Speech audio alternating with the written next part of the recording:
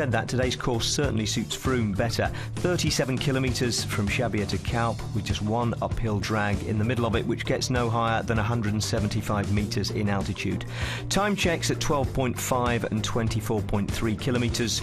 To overtake the race leader, Froome would need to gain nearly 6 seconds a kilometre.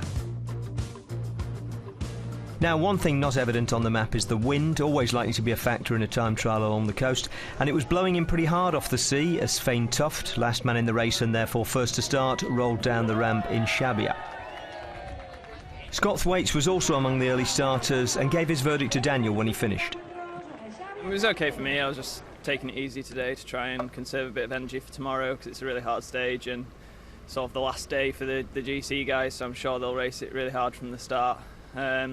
Yeah, it was quite windy today, which caused a few problems. I hadn't ridden the course, but I took no risks anyway, just took all the corners nice and easy. But yeah, it was some bits were quite technical and the wind was blowing us about on the time trial bikes. So yeah, it was not straightforward, but for me it wasn't too bad. And Nairo Quintana said sort of hopefully that he doesn't think it's for the pure time trialists. Would you agree with that? I mean, there's a few little climbs, it's a little bit rolling towards the end, but it's fairly straightforward. I guess if you're technically good, you can, go around the corners fast, because there's quite a few that, some people might brake on and others might not. So it's that sort of thing where you can pick up a second every one of those corners. They all add up at the end. But yeah, I think Nairo can time trial well anyway, so I'm sure he won't have any problems. But it'll be interesting to see who's up there for the victory today, because it's certainly one that a variety of people could do well on, actually. Well, the best early time was set by Nairo Quintana's teammate Jonathan Castroviejo. He came in with a time of 47 minutes and 17 seconds, 40 seconds better than the next fastest man, Tobias Ludvigsson. And having ridden the course well, he no doubt reported back some valuable intelligence to his team leader. And with Quintana and Froome spinning away on the rollers, we join Ned and David for commentary with the 6th place rider in the start house. Big ride this for Simon Yates of Orica Bike Exchange, starting the day in 5th place in the general classification, but there's quite a gap between Yates and the next man to catch, and he happens to be Alberto Contador. Yates would have to make up 2 minutes and 1 second to draw level with Contador, or 2 minutes and 6 seconds to draw level with his teammate Chavez. So, given that time trialling is not necessarily his best discipline, Simon Yates is probably more accurately on defensive duty today. But he's up and running. The next 50 minutes or so will determine, to some extent, his fate, with one more mountain climb still to come, as we go ahead to Leopold Koenig, the Czech national time trial champion, riding for Team Sky and posting a decent time. Provisional 5th place for him. No one at the moment is getting near the time of Jonathan Castroviejo, though. 47.17 the time for everyone to aim at. So Simon Yates, David, up and running. What do you expect from him today? It's hard to say, isn't it? I mean, we often compare him to his brother for obvious reasons, who's improving, I think, as a time trialist, and certainly they've been concentrating on it. It's a little bit unknown terrain for Simon Yates. It's his first time really being at this point, at this level in a 3-week Grand Tour, and having to start a time trial with this pressure, with the expectations, and it really is a journey into the unknown. And to be fair, actually, for most riders, when they get to the time trial in the 3rd week of a Grand Tour, even if you're a specialist, it can often be a journey into the unknown, because you never know how you're going to feel. You do your warm-up, you do this, and sometimes you go off the start ramp and you feel amazing. Other times you felt great all morning, you roll off the start ramp and you're creeping. So it's really, for Simon Yates, I have no idea. We're going to get an idea through the first time check. I think we remember at the Tour de France, we were surprised by his brother Adam Yates flying through all the time checks. Alberto Contador now just ushering the photographers and the press away from the start ramp, crosses himself a couple of times. It's a big ride for Contador, this, and he has potentially much to gain. Just 5 seconds to make up to draw level on Esteban Chavez and into the podium positions, or even on a best day imaginable, and a bad day for Chris Froome, 25 seconds to catch Chris Froome. Everything's possible with this man. Alberto Contador takes the count, and off he goes. He's going to enjoy a lot of camera time, you can be sure of that. The big crowd willing him on, urging the great Spanish champion to produce one of the rides of his life. He has not given up on this Vuelta just yet. The margins are big, but then he's an exceptional rider. There we go, Castroviejo, Ludvigsen, Lampard, Campanella. So we don't have any of the real big specialists that sometimes you see in Grand Tours who have gone off early because they're so far down on GC. This is the best of the rest, if you like, of the non-GC riders, and I have a feeling that some of these GC riders, not many of them though, will go much faster than Castroviejo. He is a recognised specialist, and we saw him earlier, he does look fantastic on a time trial bike. Orica Bike Exchange's Plan A, Esteban Chavez. What a journey of discovery the Vuelta was for him last year, and this one is to a certain extent as well. Very different circumstances. He hasn't worn the leader's jersey on this edition of the race, but he is looking stronger and stronger deep into the third week. This, though, will be a big challenge, and he knows it. He's got Contador breathing down his neck.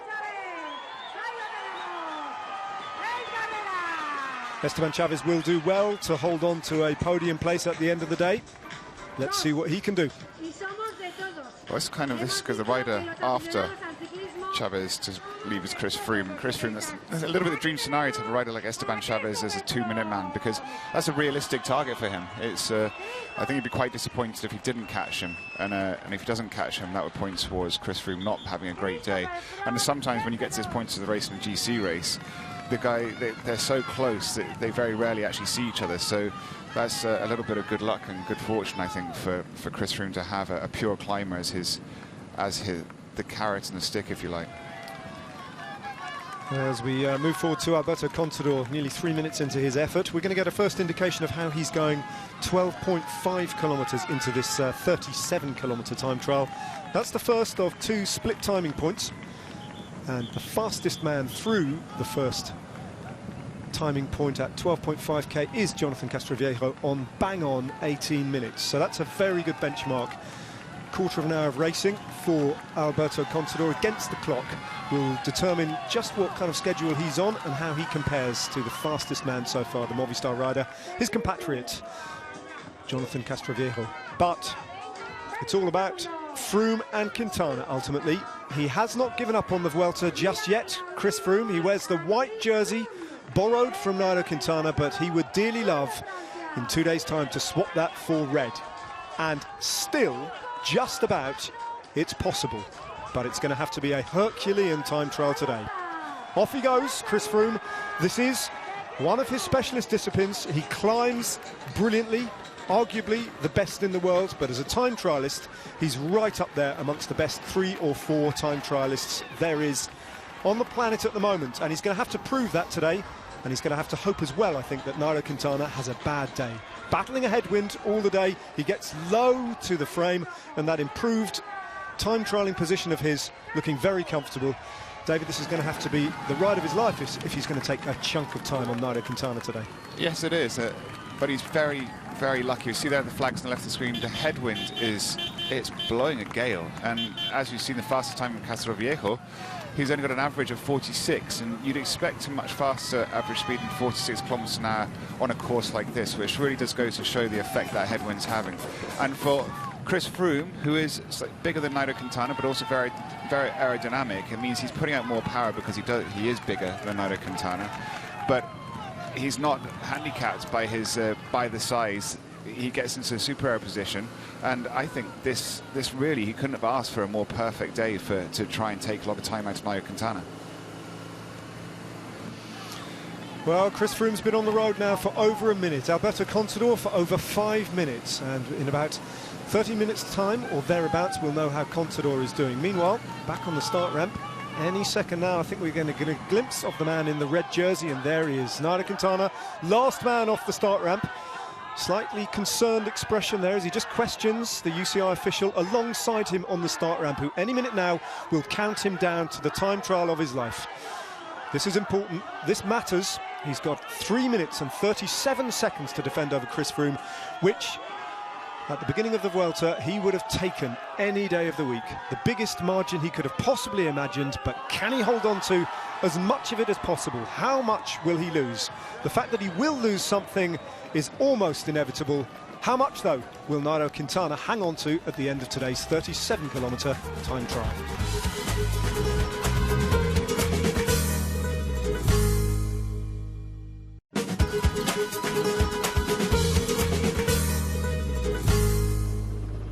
Andrew Talansky labouring up a bit of a climb and approaching the first split time at 12.5 kilometres. He will be hoping to reel in today Simon Yates and position himself into 5th place. I mean, he's only got to take out 1 minute 31 seconds. Correct, yeah. And that's 1 minute 32 and he's ahead of Simon Yates. So that's a realistic possibility. This is Chavez, who, again, is a bit of an unknown. We've seen him do some okay time trials, but he really goes in the category of pure climber, and he's already 24 seconds behind Alberto Contador. So early on, just 12 minutes of racing, and he's already lost that amount of time. That's a quarter of the race done, and he's already lost over 20 seconds. Things do fluctuate, and riders can go off far too fast on the opening portion of a time trial and then just lose time in the final half or third. We do. This man here in particular always tends to surprise us. Not anymore. We now know he rides negative splits, which means that he will be coming through generally slower through the first time check, and then he just speeds up. Actually, often it's not a case of him speeding up, it's others slowing down. He keeps a very consistent rhythm.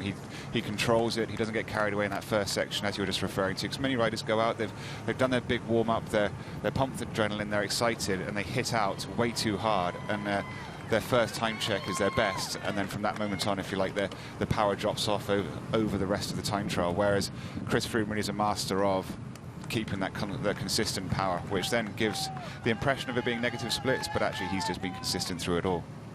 If that split time is to be believed, well, Quintana at this point has been out on the road for just over 10 minutes, so a fifth of the time, and he's lost nearly half a minute to Chris Froome on the road. So he could sustain quite heavy losses here if that form continues to the end. Yes, he could, and especially as we were just saying, if Nairo Quintana has misjudged this and he's actually going out too hard here, then Chris Froome on the left of the screen is doing one of his negative splits, which would indicate that Nairo Quintana will lose even more time as the race goes on, not just in relative proportion. It will actually just continues dropping off exponentially. So just going Andrew Talansky's time for that first time check, it's not very good. He's gone through 14th position, so in 18 minutes 44 seconds. Castroviejo, who was leading that, did it in 18 minutes dead. So that's 44 seconds slower than the fastest time, and Castroviejo took that fastest time all the way to the finish. He went through each time check in the first place. So that's very disappointing for Andrew Talansky, but that does give Simon Yates hope. Well, there's confirmation of the first split time for Alberto Contador, and he's actually only 3.26 seconds down on Jonathan Castroviejo, so some 41 seconds better than Andrew Talansky, and that's a very good time from Alberto Contador. That's very good. We haven't seen Alberto Contador time trialing like that in a long time, so he's finishing this race strong, and the fact that Castroviejo has been so dominant through the whole time trial, that does bode well for Alberto Contador. Now, the missing data in all of this is we've seen Talansky's time, we've seen Contador's time, but we haven't yet been informed what Simon Yates has done through 12.5 kilometres at this point. As we watch his teammate, Esteban Chavez, started third from last off the ramp and is already losing time. So Simon Yates, now we're getting confirmation, went through in 18:51, 51 seconds down on the time of Castroviejo and 6 or 7 seconds slower than Andrew Talansky's time. And that's not great news for Simon Yates. That's not bad. I'd say that's not bad news, because remember, he's got a minute and 32 seconds, a minute and 31 seconds exactly between those two riders. So if he's only lost 7 seconds at this point in the race, then that bodes well about him not losing more than a minute. Now Chris Froome is flying, because we just saw the images before Chavez on this section of road, so he's already coming up on Chavez. Time to beat at the 12.5 marker, if he wants the stage, is Jonathan Castroviejo's time, 18 minutes dead. Let's see how Chris Froome is doing. The best GC rider as he goes through in first place. 28 seconds faster than Jonathan Castroviejo. He's taken a massive chunk of time out of a split time that looked almost impregnable, David. That's a huge statement, and if that man's riding a negative split, which is possible, then anything is possible for him today. Yeah, it means he's only got Esteban Chavez is only about 35-40 seconds in front of him, less than that, so he'll see him, so that will give him something else to chase now as well, which is always a massive boost to your morale and motivation. Now there's the big question though, seeing how Nairo Quintana's going up, because let's not forget as well, this is a section here that suits him, so you wouldn't expect him to lose too much time here, so that's going to be even more impressive if Chris Froome has put a chunk of time into him already. Well, let's have a look. 17:32 was Chris Froome's time. Nairo Quintana is heading towards that point It's in the town that you can see with the church steeple there at the top of this little climb. 41 seconds, that's what we're hearing, 40 seconds. So as you say, it's an uphill stretch, so Quintana is limiting or making good on some of the losses that he might have sustained on the flatter section just now, but it does go downhill, it flattens out, and it gets exposed to that headwind as well as the 37 kilometres of road continue to unfold. So it looks like it's around about 40 seconds on the road, those virtual timings. Only when he gets to 12.5 kilometres will we know for sure what he's lost over the opening third of the time trial. So far so good for Nairo Quintana. 40 seconds, that's respectable if it continues like that. Maximum 2 minutes on the finish line, which was around what we expected. So far it's working out, but it does go to show how important that Sunday stage was where he took time out of Chris Froome. Yes, indeed. And how he's managed the expectations from his initial story that he would need 3 minutes to be assured or to be safe or to be comfortable over Chris Froome going into the time trial, to yesterday's declaration that he wasn't even sure he'd lose anything over a minute. He was talking about seconds rather than minutes. Well, that proclamation was perhaps an indication of how confident and in what a good place he is in terms of his own self-belief at the moment, but it might have been a little optimistic. A little bit, but you know, it's he's in the red jersey, he's leading this race, he really is. He's looked like the dominant figure. But he is going to lose more than a minute. He is going to lose more than a minute, and it goes to show that he was just getting a little bit, perhaps a little bit confident, and maybe playing mind games as well. Perhaps he always knew he was going to lose 2 minutes, but he was just getting a little bit annoyed with everyone thinking that he was going to lose 2 or 3 minutes. And and again, he played almost reverse psychology at the beginning of the race to motivate himself and give Chris Froome perhaps overconfidence. 46 seconds, 46 and a half seconds is what he's lost over 12.5 kilometres of this individual time trial.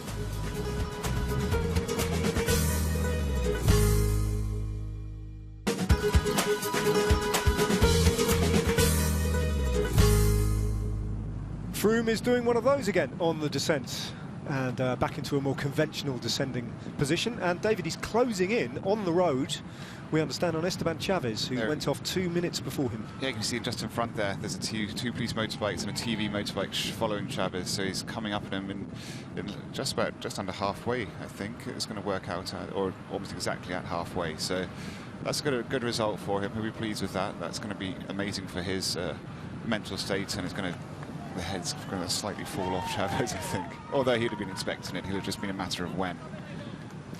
As we look at both of the main GC contenders, the man in the white jersey and the man in the red jersey, Nairo Quintana, and his disadvantage on the road is nudging towards 1 minute now to Chris Froome as they approach halfway in this time trial. So consistent with a 2 minute time loss, but it's all hypothetical until they stop the clock at the finish line. Now Chris Froome has Esteban Chavez in sight. Of course he can't sit behind him, and that would be illegal, and he won't sit behind him. He just pulls to the left-hand side of the road, and any minute now Chavez is going to look to his left and see Chris, well, he's or block him.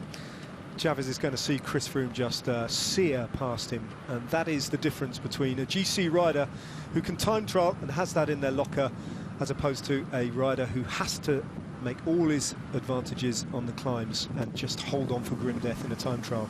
This is clearly to Froome's advantage. Jonathan Castroviejo went through the next timing point in 31:47. So 20 seconds from now, or thereabouts, you'd imagine Contador stopping the clock. And let's see how he compares. That's Castroviejo's time, you can see there. Oh, and it's gone. So we don't know exactly. First time we have seen television pictures of this second timing point, so we don't know exactly where that line is. But he's looking good, Contador. And what is interesting as well, the fact that I think the wind hasn't dropped, because often what will happen is the conditions can change quite markedly over the duration of a time trial. And but it would appear that it seems to be the same wind conditions for everybody today, which is good because it makes a better race. Otherwise you have anomalous results that everyone's baffled about, but so far it does seem to be consistent. Well, Froome actually has Contador as his next man on the road, so to speak now. The next man in sight. There's the timing point, and now he stops the clock. 32 seconds slower than Castroviejo. Ooh, I wonder what significance there is in that, because he's somehow contrived to lose the best part of 30 seconds relative to Castroviejo over that middle section of the time trial. Is he weakening a little, or was that in the grand plan? I think perhaps Alberto Contador really made time on that early climb. Now this road here it's relentless, it's technical, it's left and right, it's up and down, it's a bit of a roller coaster. We have training camps in Calp. Many teams go there. We know this road. We do it almost every day, and many of the riders out there, it'll be quite comforting, because if you've done this road without doing any recon or not knowing it, it would be terrifying. But I think many of them will already know it from years of training camps of coming down here. You were talking in the present tense there, David, as if you still do these things. I do remember this road vividly. It's a great road. 1 minute and 11 seconds. So it continues to tick over, and it's in the balance. It is an interesting situation on the road at the moment. 2 stopwatches, and a very good symbol of what we're watching, because it's all eyes on the time gap between Chris Froome and Nairo Quintana. Not to mention, or not to forget, Alberto Contador actually won a time trial this year in the Tour of the Basque Country, albeit much more mountainous terrain than today's, and against significantly less strong opposition to some extent. But prior to that, you'd have to go right back to 2009 and the Tour de France to pick up Alberto Contador's last win on a time trial, when he won both, a year in which he won both the time trial on the Tour de France and the Spanish National Championships. Right, Castroviejo's time is going to be beaten by Chris Froome at 24.3 kilometres. He stops the clock, and 39 seconds faster than Jonathan Castroviejo. So he hasn't continued to eat into Castroviejo's time, which would suggest to me that Castroviejo had a really good middle section as well, because his time looked better relative to Alberto Contador's, certainly, and not bad compared to Chris Froome's middle section as well. Yeah, I think you're right. It's almost as if he did a slight negative split that first section, and then really turned it up in that middle section. So now it'll be interesting to see how he carried that through to the end, because it's very hard to tell until you get in a situation like this where you have another big rider really racing up against them. Now it's much more relative. We're able to tell who's doing what and how they're doing it. And at the moment, Nairo Quintana and Chris Froome seem to be keeping that same pace. It's just Nairo Quintana is slightly slower than him, but is consistently slightly slower than him. There's no negative splits or explosions happening quite yet. And whereas Alberto Contador is fluctuating a bit more. He did that very fast first section, now really has dropped off slightly, but I wouldn't be surprised to see him stabilise slightly as well. Esteban Chavez, of course, now he's behind Chris Froome on the road. Should have been in front of him, started in front of him, but has been caught and passed by his 2-minute man. And he continues to lose chunks of time. 2 minutes and 14 seconds down in 19th place. I mean, for most riders that would be respectable, 19th in a big peloton. But at the top end, at the sharp end, in the podium places of the general classification, you can't afford to lose that amount of time and still hope to defend your podium places.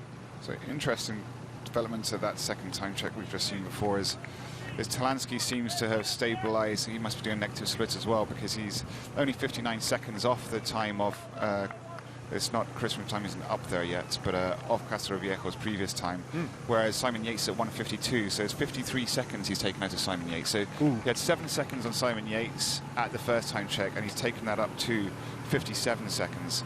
53 seconds. So that's getting closer now. It's going to be touch and go for Simon Yates holding his position. Well, Andrew Talansky needed to take 1 minute and 32 seconds to overhaul Simon Yates, and that, if your calculations are correct, David, would be a possibility. Meanwhile, Quintana's losses on the road, his virtual losses, nudge up to 1.5 minutes, and they've still got about a quarter of an hour of racing to go. Over a quarter of an hour for Nairo Quintana. So from, I'm just looking at this, so from kilometre 24.3, which is that second time check, to the finish at 37 kilometres, Simon Yates has to hold on for 39 seconds. So at the moment he's lost 53 seconds, and so it really would sound about right that it's going to be, they're almost going to finish on exactly the same time on GC as it stands. That's a nice little subplot, unless you're Simon Yates, where it's a little bit too close for comfort with Andrew Talansky flying into the second half of the course. Meanwhile, Chris Froome continues to do damage to Nairo Quintana. Now, how much has he got in the locker still? How has he paced this time trial? Has he done what he did on the Tour de France and ridden conservatively in the first half to unleash a bigger effort, or rather hold that effort and let everyone else slow around him in the second half? Through 10 kilometres goes the man with the white jersey on, Chris Froome. clear in second place and hunting down something that would bring him to within a manageable striking distance to this man, Nairo Quintana, with one mountain stage remaining in the Vuelta. Well, Nairo Quintana is 1 minute and 32 seconds down on Chris Froome's time. So it's gone over 1.5 minutes now. His losses on the road, remember he had 3:37. So he's still got 2 minutes in the general classification or thereabouts to defend against Chris Froome over the next 13 kilometres of racing.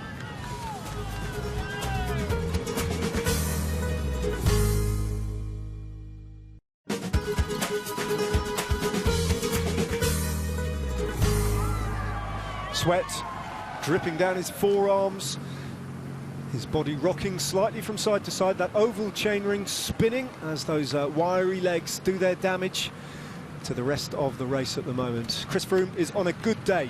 He is riding, I would have thought, surely towards a stage victory here, and he's putting everyone else into discomfort, including Nairo Quintana, who is 1 minute and 47 seconds down in the virtual standings at the moment. So he's got less than 2 minutes in the general classification. Froome still has 5 kilometres to eke out more of an advantage and to pile the pressure on Nairo Quintana.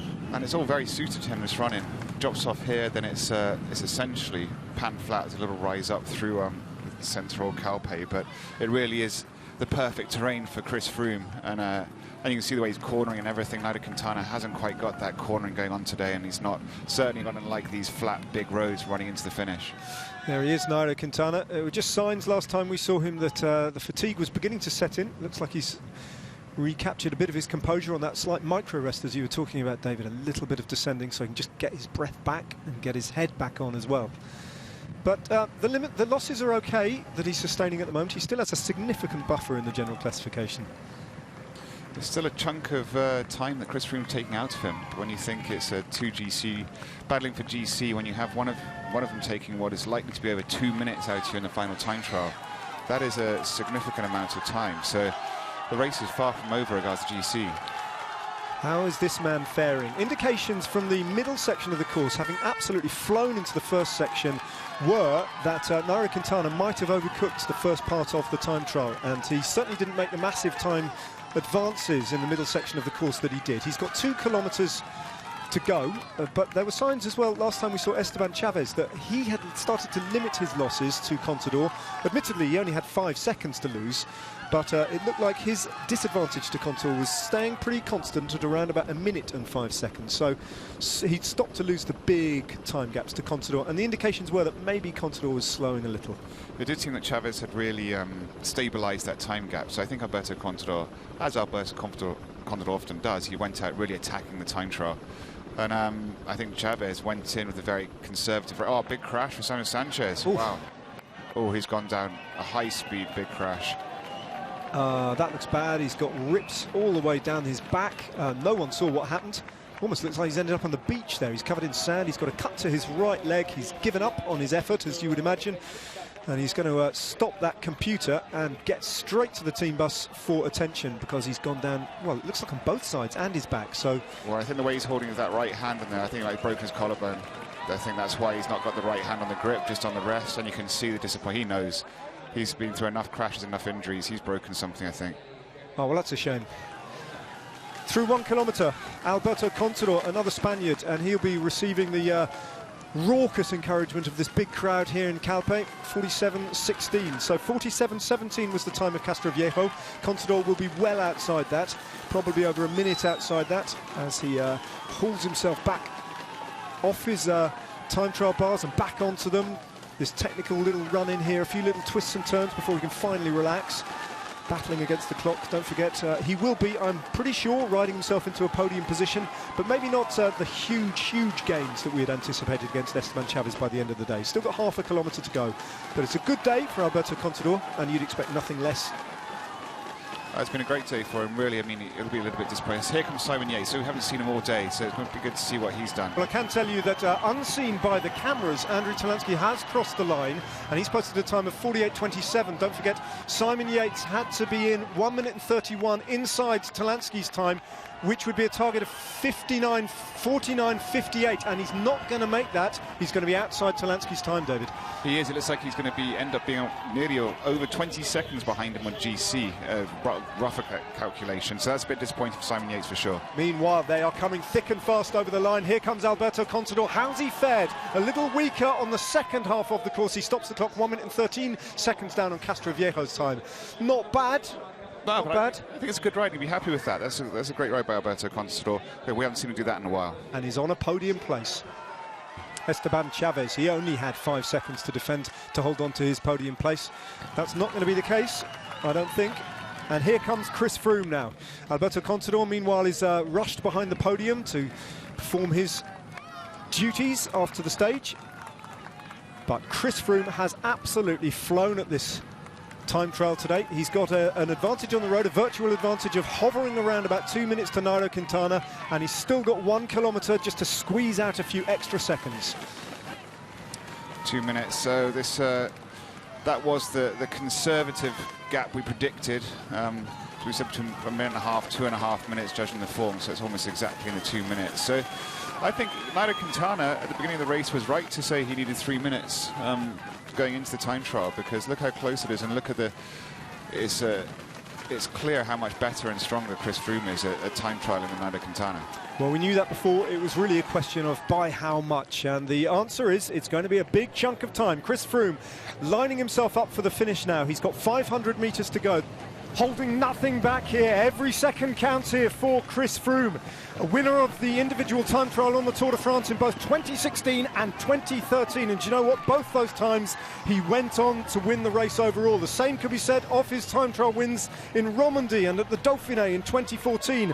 When he turns up at a time trial, generally speaking, he means business, and he's making big gains here over everybody in the race, but most significantly, of course, over the red jersey of Nairo Quintana. Let's have a look at the clock then. Castroviejo's time is going to be smashed by Chris Froome. I don't think there's any doubt about that. He's going to stop the clock at 46.33. And now we look back further down the road to see where Nairo Quintana is at. But Chris Froome, well, that was one of the time trials from the very, very top draw, from a Grand Tour winner who knows exactly what he's about. 37 kilometres that have hurt everybody else in the race. Quintana, what can he do now? We know what Chris Froome has done now, and we know that he will be sustaining losses. The question is, how many? Well, it's going to be over 2 minutes, but how much? I mean, we saw Chris Froome was storming all the way to the line. Esteban Chavez coming in now, so he'll know he's lost his podium place. And he's going to find his teammate has lost his place on GC as well, so they slip down to 4th and 6th, starting the day at 3rd and 5th. So it opens up to them tomorrow to really go on the attack, I think, as well. You're going to have a bunch of great riders who are sitting slightly back off Nairo Quintana, who will all be motivated to launch up the road. Esteban Chavez coming over the line. He's going to be over 3 minutes slower than Chris Froome. 3 minutes and 12 seconds, 23rd place for Esteban Chavez. And that leaves just one rider out on the road. He's won the stage, no doubt about that. And he takes a well-earned drink of water. Chris Froome barely got sweat on his head, but that was a full-on effort. He held nothing back there, and he has not given up on this Vuelta just yet. Chavez, well, he's done what he could, but ultimately it's put him into difficulties as he will tumble down and out of the podium positions at the end of the day. There's the Flamme Rouge, marks 1 kilometre to go. He's going to be passing through that with just about 1 minute of loss already sustained. 47.29, so that's about, what, 56 seconds down on the time of Chris Froome with 1k to go. It's quite technical the last kilometre as well, so a lot of the speed gets scrubbed off. And it's a little bit of a rise as well, yeah, he comes around here and he'll see it slightly goes up. So it's not an easy last K, and as he said, there's not much you can do here, and we saw how brilliant Chris Froome was technically today, and so I think he'll be taking time out of Nairo Quintana even through all these little corners. Right-handed, and here is, I think, where the road just kicks up a little bit towards 500 metres, bit of a ramp, bit of a climb, out of his saddle, sprinting almost for the line, and he's lost 1.5 minutes already. Remember, he started the day 3:37 down on Chris Froome. He's going to be losing close to 2 minutes. Will it be much more than that as a hat gets thrown on helpfully into the road? Maybe as an act of encouragement, but it will have been a little bit of a distraction. 300 metres to go for Chris Froome. It's going to be over 2 minutes, I think. 48.33 is when it is 2 minutes of loss. And we have reached that point now, so it's over 2 minutes. By how much? Left-handed, still not there. Where is that finish line? He's got one more right-hander to go, and he looks at the line. The suffering is nearly over, and he battles to stop the clock. It's going to be 2 minutes and, well, 49, so it's 16 seconds. 2 minutes and 16 seconds. That is the damage that Chris Froome has done to Nairo Quintana, and it's shaken up the general classification with one big mountain stage still to come. I don't think this Vuelta is over just yet. The time trial is, though, and for that the race leader can be extremely grateful. 37 kilometres was already long enough for him to lose nearly 2/3 of his lead. There's the stage result. Froome by 44 seconds from Jonathan Castroviejo, the man he beat for the bronze medal in the Olympic time trial, with Andrew Talansky, the next of the top 10 riders overall, at a minute 54, 3 seconds ahead of Alberto Contador. Nairo Quintana, as we know, was at 2:16, Esteban Chavez 3:13 and Simon Yates 3:45. Samuel Sanchez lost 6.5 minutes after his crash. So Contador moves on to the podium with today's result, not that he sounded particularly happy about it. Se plantea un escenario que no me hubiera gustado, ¿no? Antes de empezar la vuelta me hubiera gustado pues, estar en otra posición, pero bueno, sí que es verdad que las cosas han venido a contrapié. Vamos a ver, mañana yo creo que tiene que moverse la carrera. Yo creo que el Sky tiene que apostar el todo o nada, y en ese sentido, pues bueno, vamos a ver nosotros qué provecho podemos sacar, qué tal responden las piernas, cómo está, si la victoria de etapa se juega en el pelotón o no. Vamos a ver. So 2 stage wins on the Vuelta for Chris Froome, including the 3rd week time trial, which mirrors his record in this year's Tour de France. The big difference being his position in the general classification.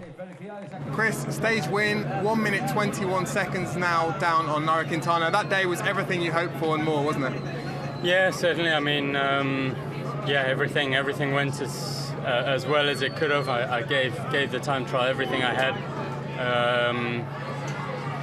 I don't think there's really much more I could have done today. I left it all out on the road. You told us the other day the tactic would be wait and see. You've got a gamble now, haven't you? 1 minute and 21 seconds down. This is yours to possibly win. I mean, yeah. I mean, Nairo and I have been pretty evenly matched on the climbs. We have marked each other a lot on the climbing stages, but tomorrow being the last stage, I think we are just going to be giving it everything. I think teams like Tinkoff, teams like Orica will be in a very similar kind of position. Everyone's looking to try and make up time, obviously, except for Nairo, who's looking to defend his jersey. So could be a pretty explosive, pretty exciting stage to watch. Now here's the source of the chanting you could hear behind Chris Froome's interview. And here's the reason for it. Their man still in the lead by a minute 21. If Chris Froome hadn't let Quintana get away on stage 15, incidentally, today's result would have given him the lead by a minute 20. Alberto Contador, who started it off on stage 15, has a minute and 11 seconds over Esteban Chavez, who slips to 4th, and Simon Yates slips to 6th behind Andrew Talansky. Talansky's teammate Davide Formolo moves into the top 10 as Samuel Sanchez slips out of it and possibly out of the race altogether after his crash. Nairo Quintana crashed the last time he rode a Vuelta time trial in the red jersey. He didn't today, which doesn't mean to say he enjoyed it. Nairo, ya te digo yo que tus aficionados hoy han sufrido. ¿Tú cómo lo has pasado? Bueno, yo creo que he sufrido más que ellos. He hecho una crono buena. Chris Froome la ha hecho mucho mejor, ha volado realmente. Ha sacado mejores tiempos de lo que nosotros preveíamos. Y bueno, mis datos no eran malos y lo importante es que sigo teniendo buenas piernas para poder defender mañana, que es un día muy importante. Dijo Chris Froome en el día de descanso que el Enaitana necesitaba una etapa explosiva. ¿Es lo que a ti te da miedo? Que explote todo, que se mueva todo el mundo allí. Por ejemplo, los Orica, que pueden jugar un papel importante. Sí, va a ser una etapa muy importante, muy seria. También le va a costar el sufrimiento de hoy a alguno, espero que no sea a mí, y estar muy atento porque es una etapa muy seria.